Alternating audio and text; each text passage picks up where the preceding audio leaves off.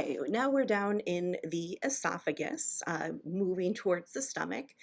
And again, there's no chemical digestion that occurs in the esophageal areas. So you're going to see that the cells here are mainly going to be associated with the production of mucus. Um, in this case, again, it's a lubricating mucus, so this will help with the slipping of the bolus down the esophagus to eliminate the need for multiple waves of peristalsis.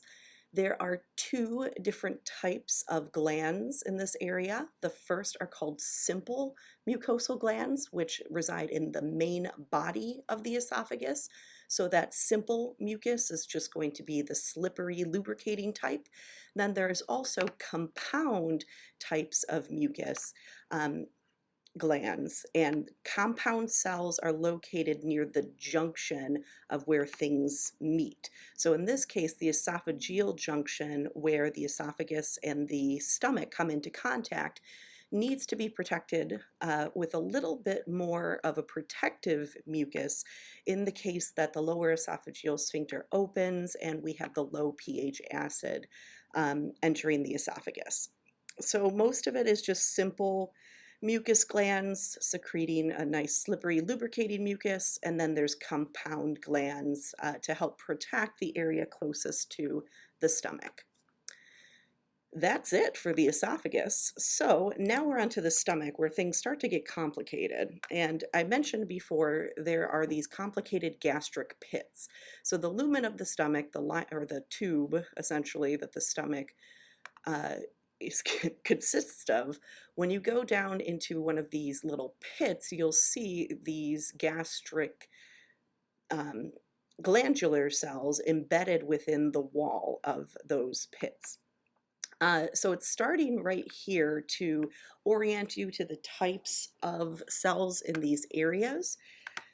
In this picture over on the right, to help you remember the cells that are making acid, we have chief cells, so that's very important, and parietal cells, which are responsible for the production of hydrochloric acid, which they do in conjunction with signaling from the ECL enterochromaffin-like cells.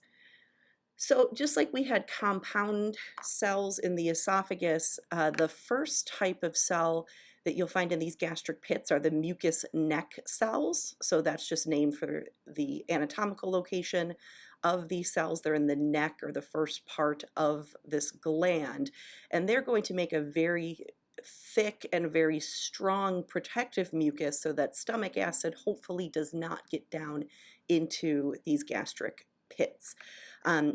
In the case that it does destroy these, and we'll see why that's really damaging once we put together all this information. Okay, so there's mucus there. There's also cells that help secrete some bicarbonate and to neutralize any acid that makes its way there. We've got our parietal cells. These are the only ones that you cannot live without. I always mean to fix this and then I forget about it until I see it, but I don't know why it says calcium absorption. That is not true. Instead, what we see is B12 absorption.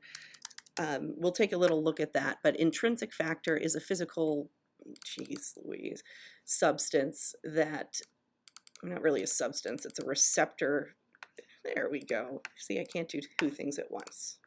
I have my limits. All right, so intrinsic factor is a physical thing that is produced by parietal cells, and it binds to B12 so that B12 can be trafficked into the areas that process it, so it can be utilized as needed by the bone marrow to help with hematopoiesis, which is the formation of blood cells.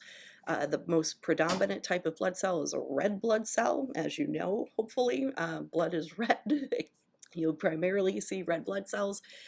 So if there isn't B12, you will see symptoms of anemia, and we'll talk about that in a little bit. But parietal cells are important for their production of hydrochloric acid, but again, you cannot live without B12.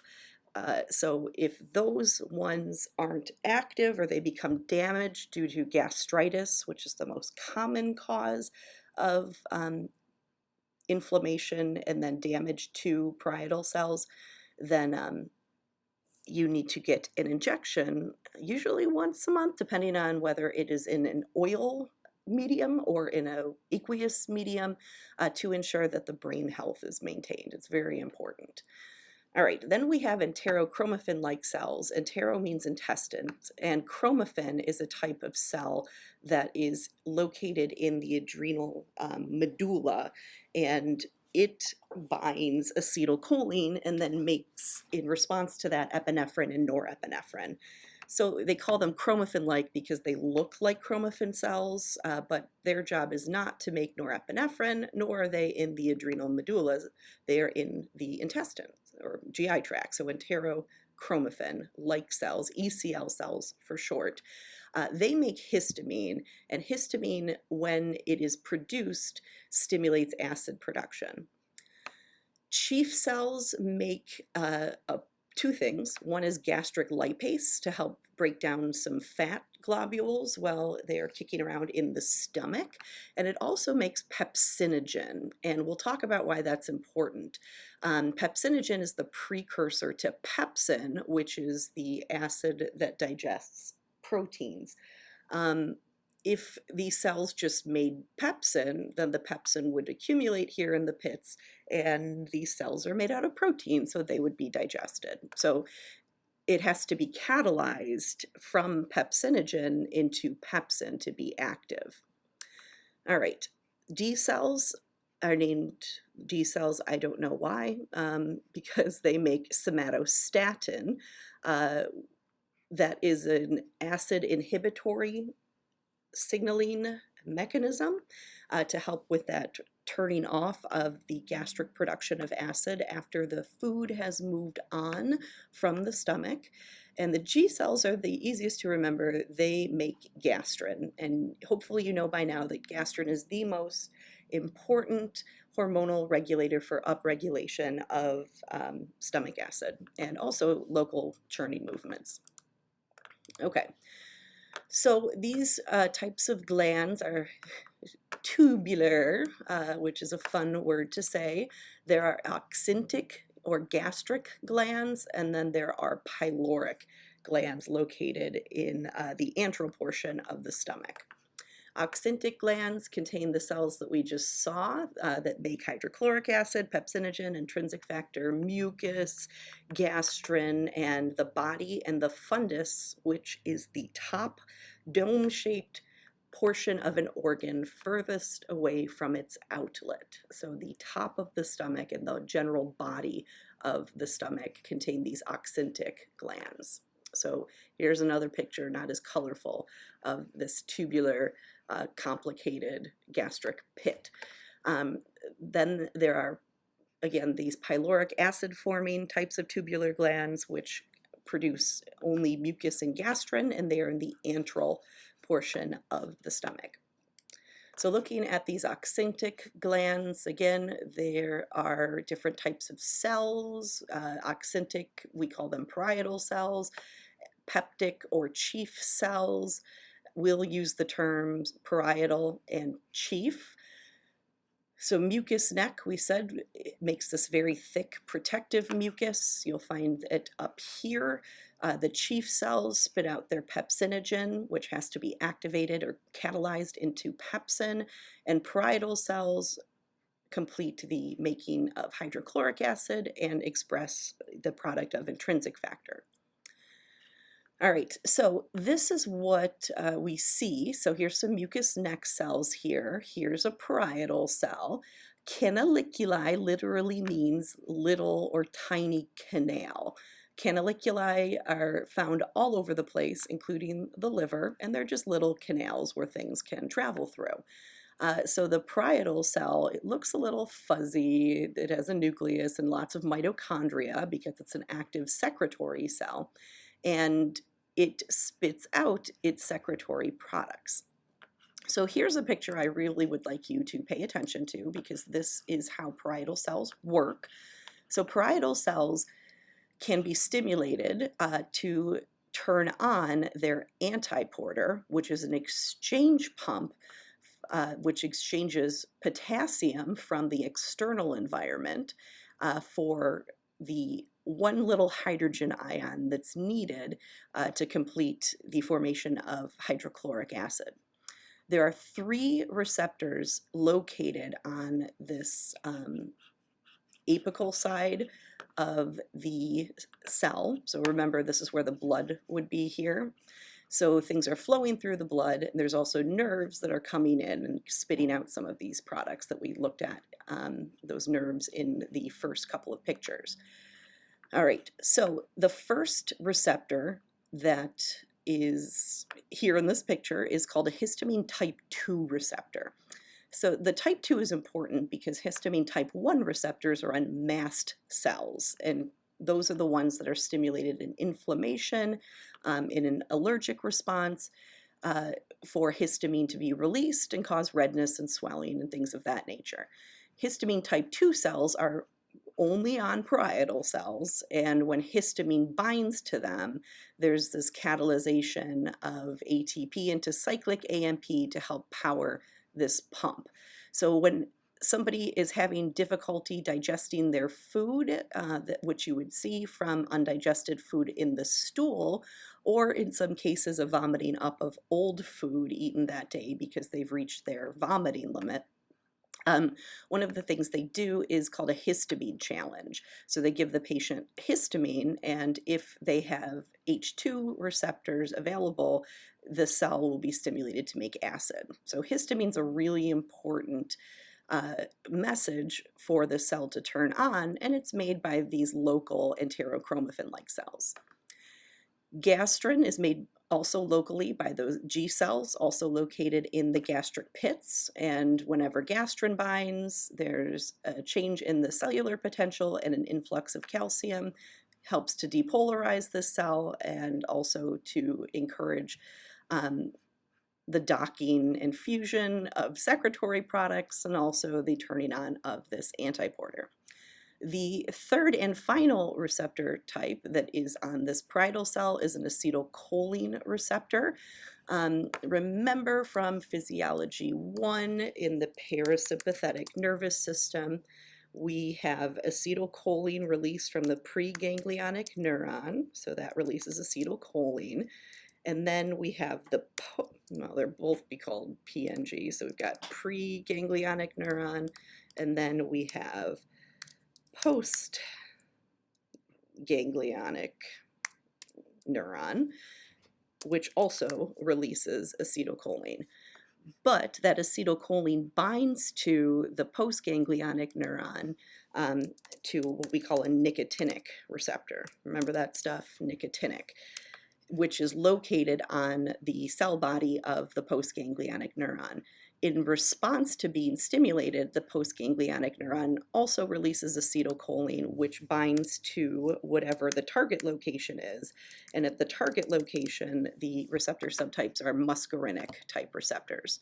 So this is a muscarinic type acetylcholine receptor, and that acetylcholine is coming from the local nerves, primarily vagus innervation.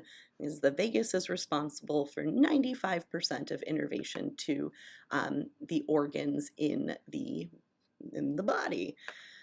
All right, so if all 3 of those substances bind, histamine, gastrin, acetylcholine, there's the maximum amount of activity of this, this proton pump. And it's called that because we have 2 protons involved here. So when you hear the term proton pump inhibitor, what those drugs do is just bind to and reversibly stop the working of this pump. So they're really strong medications. They're easy to pick out because they all end in prozol. So for example, there's a drug called omeprazole, that's the generic name, that is sometimes sold as Pepsid. So it's a really nice way to stop this cell from making a really low pH hydrochloric acid. There's also histamine 2 type blockers, so those would be things like Prevacid is an example of one. Those all end in idine, like Romantidine is an example of a drug like that. So if it's ends in prazole, it binds to this pump and reversibly and stops it from working to its maximum ability. There is still yes, it does that. And then the other drug would block the histamine type 2 receptor. There's still the local production of gastrin and acetylcholine, so there's still hydrochloric acid being produced, but the pH won't be so low, which means hopefully the ulcer or heartburn or whatever the cause was of that person instigating the use of pharmacological management, the wound or open sore will heal, and then the drug can be discontinued.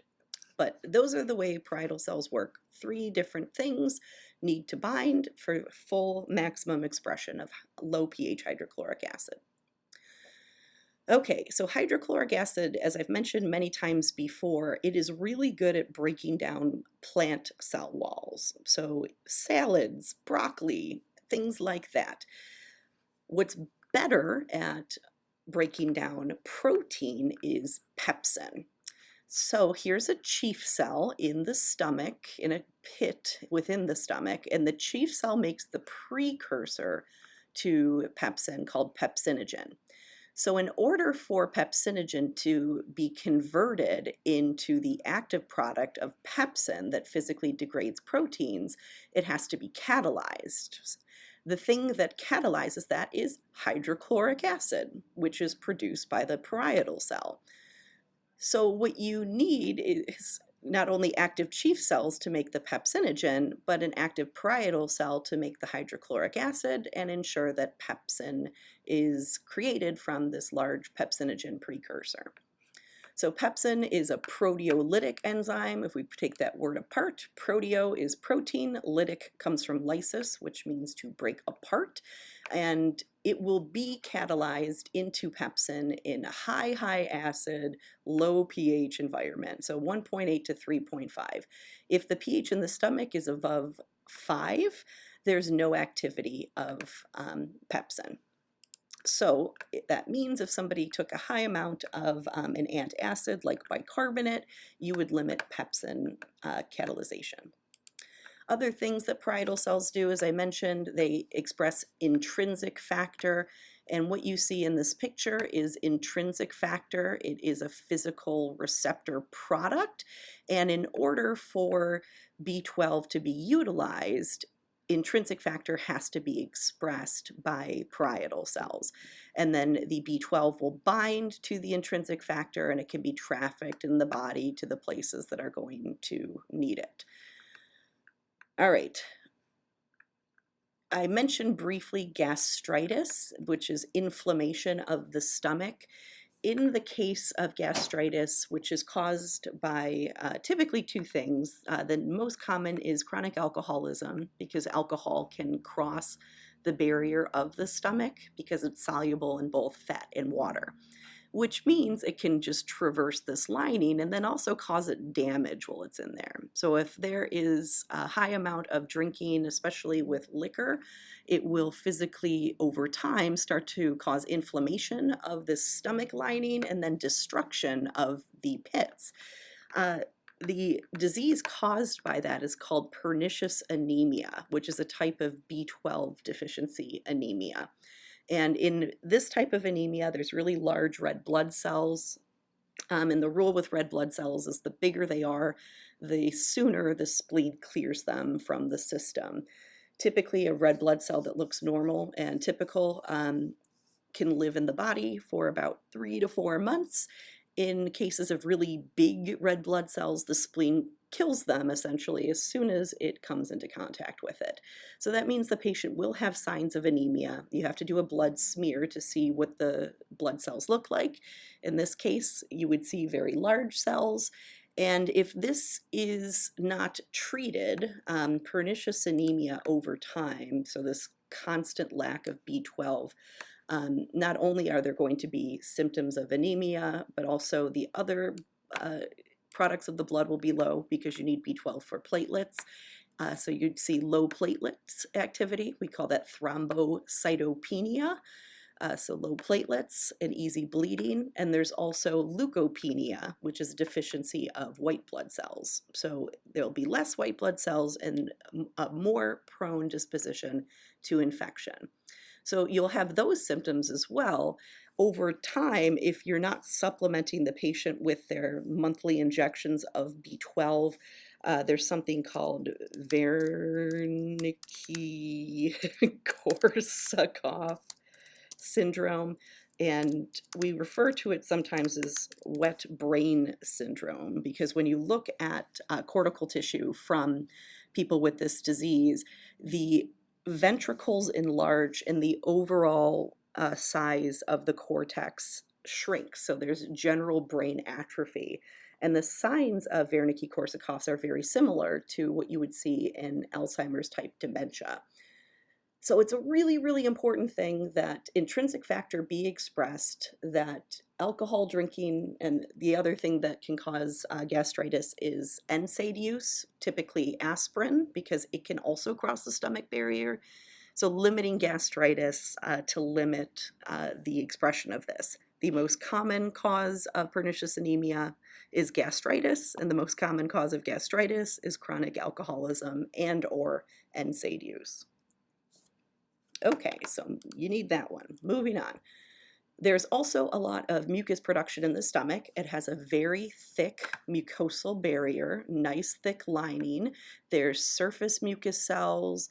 There's a secretory sheath. There's a whole nice thick area which helps protect the stomach from the type of damage you would see in gastritis or in an ulcer. Okay, so there are pyloric glands that we've mentioned in the antral portion of the stomach. Nice thin mucus helps to lubricate food movement and also protect the stomach from digesting itself. If it does digest itself, that would be pepsin that does that, so that's referred to as a peptic ulcer. The surface mucus cells that you see here that would be spitting out their mucus, they cover the entire surface of the stomach, highly viscid mucus, high pH, more than 1 millimeter thick. It's protective, it's lubricating, it's highly alkaline, so that counteracts the low pH environment that the stomach has when there is food inside of it. When we think about prostaglandins are pro-inflammatory proteins that are expressed in inflammation, and usually you think about them as bad. You don't want a lot of prostaglandins around. But one thing about prostaglandins that leads to pain at areas of tissue damage is that there's a very low pH. So prostaglandin production does some good things in the body, but the most important thing that it does is help maintain this nice, thick mucosal barrier.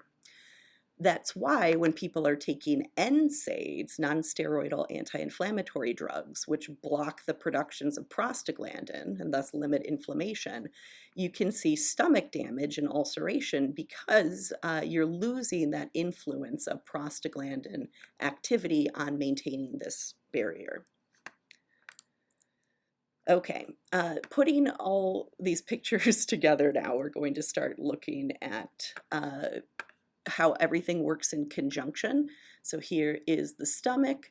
Again, the fundus is on the top, the rest is the body. This is the antral portion of the stomach. And in this case, they didn't draw a pit, we just have some animated cells. So here is a G cell making gastrin, and that's a hormone, so it's going to travel through the bloodstream and eventually bind to a receptor on the enterochromaffin-like cell. And in response to gastrin, the enterochromaffin-like cell will produce histamine, which you see here in blue. How beautiful. The histamine then binds to a receptor on the parietal cells, which, as we saw, respond to that by spitting out hydrochloric acid.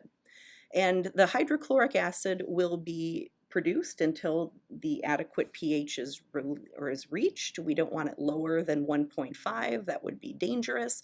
If it does start to get that low, the D cells are stimulated to make somatostatin, and somatostatin turns off the G cells. Isn't this beautiful? So gastrin causes histamine release. Histamine release causes hydrochloric acid release, and then low pH hydrochloric acid release stimulates somatostatin, which turns off the G cells. So this is a little local hormonal pathway which regulates the stomach's acid production. I really like this picture. Gastrin, we've talked about many times. That's our main excitatory thing. Here are the G cells way down at the bottom of the pits. They are secreted in pyloric glands. Gastrin's a huge polypeptide. There's two different types of it, G34 and G17, named for how many amino acids are involved in the size of that protein. Protein-rich foods, when they enter the antrum, those protein products will be sensed by the chemoreceptors in that area, stimulating G cell production of gastrin, which we just saw stimulates the ECL cells to make histamine, and the histamine to drive acid production. Okay, pepsinogen secretion from the chief cells. So here, again, most of the innervation is parasympathetic. So here's the vagus nuclei, vagus nerve innervation. Here, these are still preganglionic nerves. The ganglia are in the tissue with their muscarinic receptors on them for acetylcholine to bind to, and they also produce their acetylcholine, and that can be delivered in the submucosal areas. So the two signals for pepsinogen secretion could be acetylcholine stimulation of the peptic cells. So that would come directly from the vagus. And it can also come from the local gastric enteric plexus, which, remember, does the slow wave activity and keeps things running. Also, acid stimulation of peptic cells can happen from food. So local enteric reflexes can stimulate. So there's some food in there, and there's protein that needs to be broken down. And that just presence can activate these chief cells to split out or spit out pepsinogen. Again, it's dependent on the acid in the stomach. If you can't make acid, if you can't make hydrochloric acid, you have low pepsinogen, and you won't have catalyzation of pepsinogen into pepsin. Okay, so those things of gastric, all those things go together into phases. This is a simply named system. There's three different phases. The first is the cephalic phase. Cephalic means head. The second is the gastric phase, which occurs once things get into the stomach. And the intestinal phase occurs when things get into the small intestine. So pretty straightforward. When you put food in front of your face, into your face, in your brain, so thinking about food, smelling food. So that is regulated via the vagus nerve. Parasympathetic input will help turn on the gastric phase, so we'll stretch, and so will the local hormonal system, and also the enterogastric reflexes. And the intestinal phase happens when there is stimulation, first of all, from stretch, so things entering, and it's going to involve both nervous and hormonal mechanisms. So the first phase is the cephalic phase. So when you're thinking about food, when you smell food, or when you actually put food into your face, that starts this. So just thinking about wanting like a delicious Eggs Benedict, like that can get you started on this. So you might have a little bit of rumbling of the tummy. Remember, that's ghrelin that will start driving your appetite and your drive to come into contact with those foods. This originates in the cortex. Remember, cortex is Latin for bark. So it's the covering of the brain. It's what you use to think with. So you have to think about the food. You have to recognize the smell or the smell. We have an appetite center. Remember, the nucleus tractus solitarius will be integrating all of these things. The hypothalamus is what drives the need to eat because it regulates your caloric need for the day. And the amygdala, we think about that as your stress thing, which it is. It helps generate a stress response or an anxiety response. But the amygdala can also be activated by smell. And when we think about predator stress in animals, that is why you can smell a threat in the area and then hopefully remove yourself. So their smell information gets sent right up to amygdalar areas. For us, that means that our sense of smell, even though we don't use it for things like predator stress or determining territory, we still have the fun little remnant of smells activating the amygdala so that you and the other kind of emotional areas so that you have memories about smells and you can put that all together to say like, yeah, I definitely want that food. That food's my favorite. And then the outflow is all going to be through the vagus. And what's interesting here, and I've talked about this many times, I don't know if it was with you because I teach too many classes. This is when 30% of the stomach acid is made. So this is before any food even gets to the stomach. The stomach is activated to make mucus to protect it, to make pepsinogen, make hydrochloric acid, just preparing for the food. And the story I always tell is when a dog throws up that yellow stuff. It's because they smelled something that they thought they wanted or were going to get. They smelled a treat, they smelled their food, they thought they were getting something and they didn't, but you've now activated this cephalic phase. So the stomach starts to fill up with acid and then you feel kind of sick because you just have acid there with nothing to be digested. So what dogs do is go outside and eat grass, not because grass is soothing, but because grass forces emesis. So it leads to them throwing up. All right, so we get activation through the submucosal plexus of these local cells, and we'll also have activation of the G cells to make gastrin so that we can start the rest of the process. So the gastric phase begins mainly by distension, like everything else in the GI tract. So the stretch receptors tell through a local reflex, tell the local cells that there is something there and that we should probably turn on more to make more acid and to fully digest those things because the stomach needs to turn this into chyme. And at this point in time, it was just a swallowed bolus. So there needs to be a lot of water in here to kind of dilute everything. And there also needs to be a lot of acid to break it down. The other thing that will stimulate it in a very local way is just a high pH. So you have a glass of milk. That's a pretty high pH. So that will stimulate the chemoreceptors that sense the pH in that environment to encourage more acid production. That's why with ulcer care, you avoid patients or you coach patients to avoid dairy products, not because they're bad for you or bad for the stomach per se, but they have a really high pH.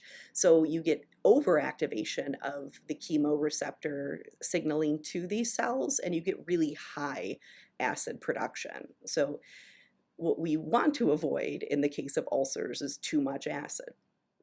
Okay. We already know that the submucosal and myenteric plexus are always running, so they will keep doing their thing with their slow wave and possible spike movement at this case, while the stomach is engaging in its mixing or churning motions. We see partially digested peptides, which come from proteins, stimulating the endocrine cells to encourage gastrin release so that we can encourage more chief cell and parietal cell activity. So again, excited by food entering the stomach. This is a long vagovagal reflex, which means up the vagus, down the vagus, turn it on, mediated by the local enteric reflexes. Main mechanism to drive this locally is gastrin, which has to be turned on by these processes of things being broken down. It lasts for about 3 hours. Food should be in the stomach for 3 hours. If there is a high amount of protein and fat, it stays in there for the full 3 hours. If there's low protein and fat, it can be just 1 hour that it's in there. 60% of gastric secretions are created during this phase. So we had 30% just a little while ago from the cephalic, and now we have 60% as the food is being mixed up in the stomach. We've already went through these messages, histamine, gastrin, acetylcholine. They all need to be present for maximal low pH hydrochloric acid production. And then finally, there is the intestinal phase, and the intestinal phase occurs when food starts to leave the stomach and then goes into the small intestine. So this will be stimulated by stretch. So the stretch mechanoreceptors in the duodenum, they're going to send messages up to kind of stop what the stomach was doing. So these are inhibitory messages once the intestinal phase begins. We want to turn off the chief cells, turn off the parietal cells, and we want to stop peristalsis because we don't want the stomach to keep engaging in this peristaltic emptying when there's nothing to be moved. So the main stimulatory component here is going to be the presence of food in the duodenum that will cause the shutting off, hopefully, of the chief cells, parietal cells, and the peristalsis. That's also called the enterogastric reflex, intestine plus stomach reflex, which is an inhibitory reflex to the myenteric plexus to shut off the acid and the peristaltic activities. When it is sampled, or these things entering the intestine are sampled, so lipids, carbohydrates, the pH, those cause the expression of products that come from the duodenal cells themselves. The first is CCK, cholecystokinin, so that is going to not only cause the gallbladder to contract, but also physically inhibit these cells. So will GIP, and secretin is caused by low pH. That will also inhibit these cells as well. So starts when the food enters the intestines. It's just 10% of acid to encourage full emptying and breakdown of things while they're in the stomach. And then we all go into inhibitory mode. And those are the 3 different phases of gastric secretion. I know that's a long one. Here they all are in a nice little infographic for you, cephalic, gastric, intestinal, so that you can put everything together for stimulation and inhibitory events. And woo, all right, so we'll finish up in just a little bit. Enjoy.